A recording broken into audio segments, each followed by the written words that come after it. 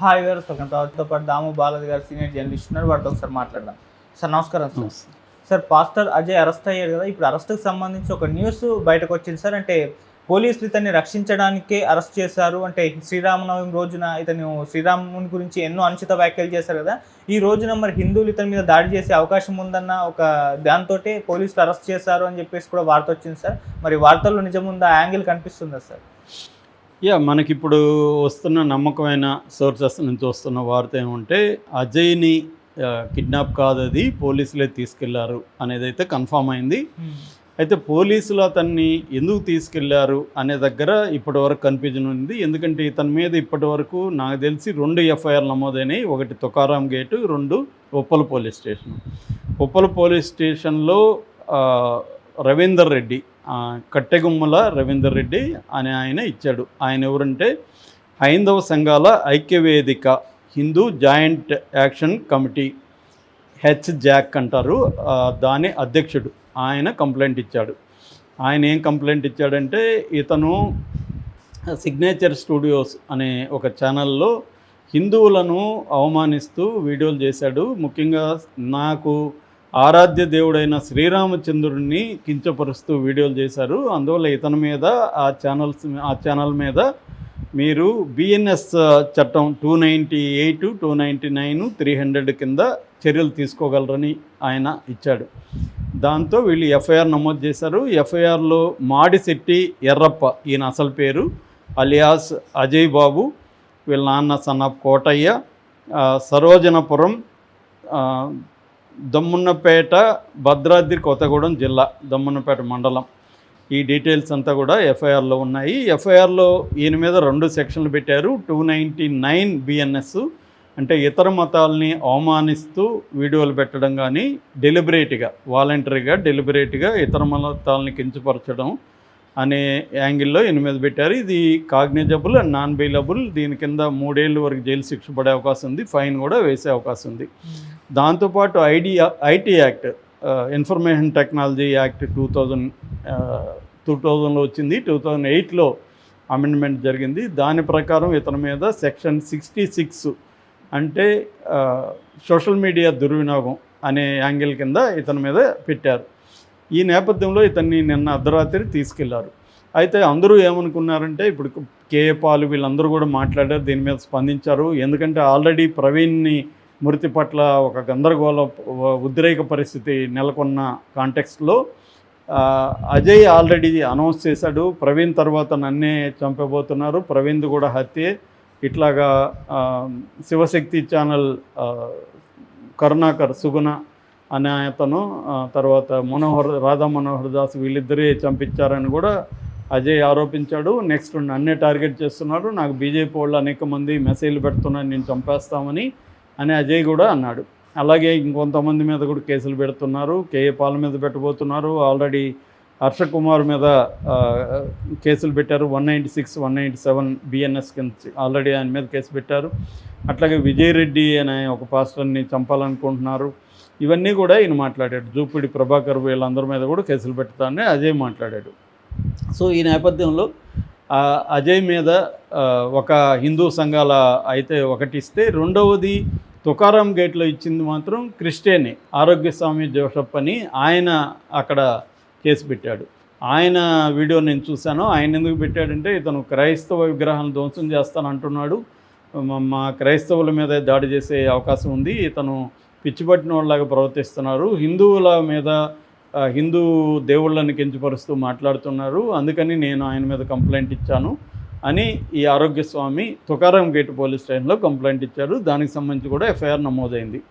So అయితే పోలీసుల నుంచి మనకు అందుతున్న అనఫిషియల్ న్యూస్ ప్రకారం ఏంటంటే, ఇతన్ని మేము అరెస్టు చేయట్లేదు, ఇతన్ని హిందువులు దాడి చేసే అవకాశం ఉంది. ఎందుకంటే ఈరోజు శ్రీరామనవమి కాబట్టి ఒక ఉద్రిక్త వాతావరణం అయితే ఉంది. ఇతని పట్ల ఇతని వీడియోల్ని విపరీతంగా వాళ్ళు వాట్సాప్ గ్రూపుల్లో షేర్ చేసుకొని ఇతన్ని మనం క్షమించకూడదు, ఇతన్ని బుద్ధి చెప్పాలి అని చేస్తున్నారు. మాకు ఇంటెలిజెన్స్ ఇన్ఫర్మేషన్ వచ్చింది, ఇతను కానీ బయట ఉంటే ఇతని మీద కొంతమంది హిందూ సంఘాల వాళ్ళు దాడి చేసే అవకాశం ఉంది, అందుకని ఇప్పుడు ఆల్రెడీ వాతావరణం బాగలేదు కాబట్టి ఇతన్ని మేము తీసుకొచ్చి మా అధీనంలో పెట్టుకున్నాము, ఇతన్ని రక్షించడం కోసమే ఇతన్ని మేము తీసుకొచ్చాం తప్ప ఇతన్ని అరెస్ట్ చేయడమో ఇంకోటి కాదు అని పోలీసులు చెప్తున్నారు. అనఫ్సియల్గా చెప్తున్నారు తప్ప ఇది అఫ్సియల్గా డిక్లేర్ చేయట్లా. అసలు పోలీసులు మేము తీసుకెళ్ళామనేది అఫ్సియల్గా చెప్పట్లేదు. ఎందుకంటే అఫ్సియల్గా చెప్తే వాళ్ళకి ప్రాబ్లం, కోర్టుకు పెట్టాలి, వాళ్ళు అరెస్ట్ చూపించాలి. అరెస్ట్ దలుచుకోలేదు వాళ్ళు. ఇతనికి సెక్యూరిటీ ఇవ్వాలనుకున్నారు. సెక్యూరిటీ ఇంటి దగ్గర పోలీసులను కాపలా పెడితే అదొక ప్రాబ్లం అవుతుంది. రేపు పొద్దున వాళ్ళు దాడి చేస్తే ఇతను కనపడకుండా ఉంటే ఈరోజు గడిచిపోతే ఈ ఉద్రేకతలు తగ్గుతాయి. ఎందుకంటే ఈరోజు శ్రీరామనవమి కాబట్టి మన శ్రీరామనవమి రోజు మన శ్రీరాముడిని కించపరిచిన వాళ్ళని ఎవరిని వదిలిపెట్టకూడదు అని ఒక ఉద్రిక్తంగా మాట్లాడేవాళ్ళు ఆల్రెడీ చాలామంది వీడియోలు పోస్టులు పెడుతున్నారు. సో ఈ నేపథ్యంలో ఇతన్ని సేవ్ చేయడానికే అజయ్ని మేము తీసుకెళ్ళామనేది పోలీసులు చెప్తున్న వాదన. సో దీన్ని బట్టి మనకు అర్థమవుతుంది ఏంటంటే హిందూ సంఘాలు కావచ్చు, కొంతమంది హిందూ దాన్ని ఏమంటారు, వాళ్ళని హిందుత్వవాదులు కావచ్చు, వాళ్ళు అజయ్ మీద కోపంతో ఈ పని చేయడానికి, అజయ్ మీద దాడి చేయడానికి సన్నద్ధం అవుతున్నారు. ఈ వార్త పోలీసులకు తెలియడం వల్ల పోలీసులు ముందస్తుగా అజయ్ని కాపాడడం కోసం అజయ్ని వాళ్ళు తీసుకెళ్లారు. ఇది మనకిప్పుడు అందుతున్న సమాచారం. అయితే ఇక్కడ మనకు అర్థం కావాల్సింది, మనం ఈ ఇన్సిడెంట్ల నుంచి నేర్చుకోవాల్సింది ఏంటంటే, ముఖ్యంగా పాస్టర్లు నేర్చుకోవాలి, అట్లాగే ఈ హిందుత్వవాదులు కూడా నేర్చుకోవాలి. వీళ్ళేదో హిందువుల్ని రెచ్చగొట్టడం ద్వారా ఇవాళ ఏంటంటే మతం అనేది వ్యాపారం అయిపోయింది. మంచి బిజినెస్ మతం అంటే. చాలామంది మతం ఎందుకు ఉపయోగించుకుంటారంటే డబ్బులు సంపాదించడానికి ఉపయోగించుకుంటారు. దానివల్లే వీళ్ళు మత పట్ల వీళ్ళకేదో తీవ్రమైన ప్రేమ ఉన్నప్పుడు, నిజానికి మతం అనేది పర్సనల్ లెవెల్లో ఉండాలి. ఎవరి ఇళ్లలో వాళ్ళు పూజలు చేసుకొని ఎవరి గుళ్ళకో మసీదులకో చర్చిలకో వెళ్ళడం అనేది వాళ్ళ పర్సనల్. ఇది కొన్ని శతాబ్దాల నుంచి ఇండియాలో వస్తూ ఉంది. అందరి మధ్య కూడా ఒకరి మతం పట్ల ఒకరికి ద్వేషము, వ్యతిరేకత భావాలు లేకుండా శతాబ్దాలు మనం నివసించాం. మనకి హిందువులు ఫ్రెండ్స్ ఉంటారు, ముస్లింలు ఉంటారు, ముస్లింలకి క్రిస్టియన్స్ ఫ్రెండ్స్ ఉంటారు, బావమర్దులు అనుకునే వాళ్ళు ఉంటారు.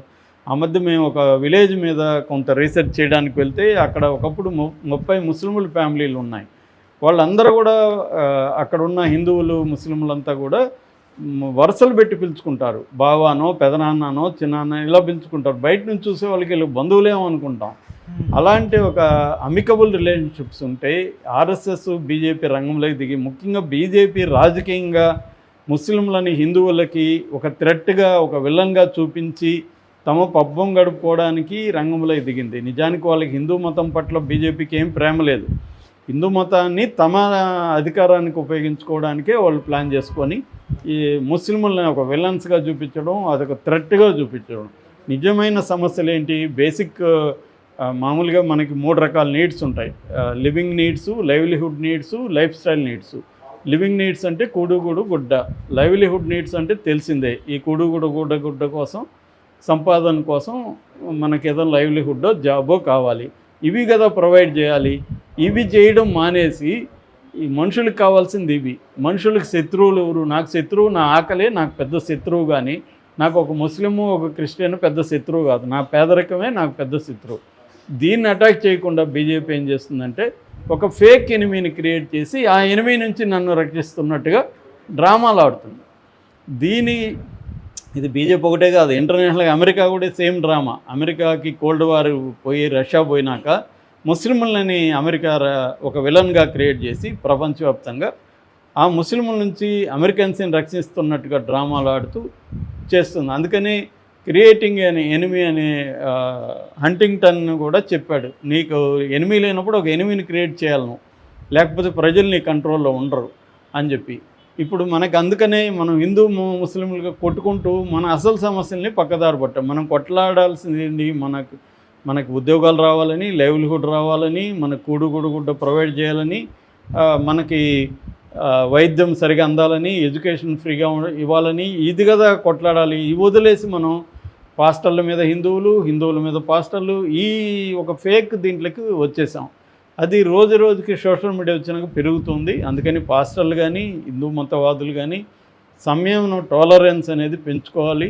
ఒకరి దేవుళ్ళని ఒకరికి కించపరచకూడదు. ఇతను కూడా నోటి దూల తగ్గించుకోవాలి. అజయ్ కూడా అనవసరంగా హిందూ గాడ్లని, శ్రీరాముల్ని వాళ్ళని విమర్శించాలని అవసరం లేదు.